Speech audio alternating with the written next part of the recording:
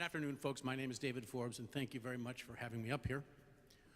I would tell you a little bit more about background and acknowledge my gratitude at being here, but as you know, we've been allotted the time for an elevator speech, traveling in a very short building.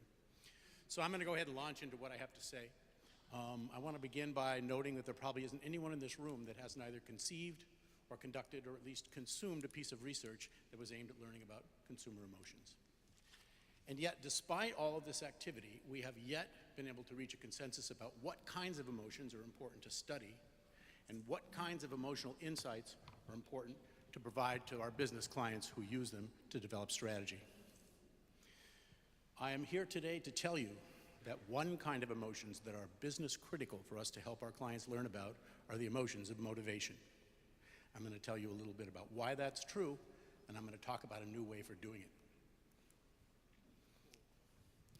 The forces of emotional motivation help to shape almost every decision we make day to day in our lives. In fact, there's a lot of recent science that would tell us that the impact of motivational emotional forces on our decisions can sometimes exceed the impact of rational thinking. The forces of emotional motivation also shape the frustrations and aspirations that we feel about our lives and our lifestyles. They're the fuel that makes us seek to do more things that make us feel good and try to avoid those kinds of things that make us feel bad. These aspirations and frustrations translate into the consumer needs and wants that we all have to address as business people, and the kinds of needs and wants that, when we fulfill them, create the deep kind of product satisfaction that only happens when a consumer feels truly thrilled. And that kind of fulfillment, over time, produces the strong, emotionally fueled brand loyalty that we're all looking for in our businesses and for our brands. To study the emotions of motivation, my team has created a tool called MindSight.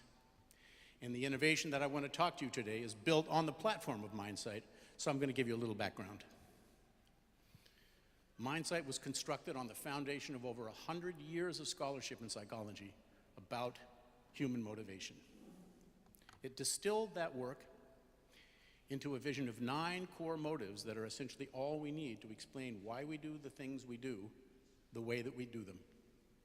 These 9 core motives can be experienced and studied as aspirational forces in our lives, so the desire to feel more of those things which make our life feel good and feel meaningful. They can also be experienced and studied as the emotional forces of frustration, in which we're trying to avoid feeling things like isolated or incompetent or insecure.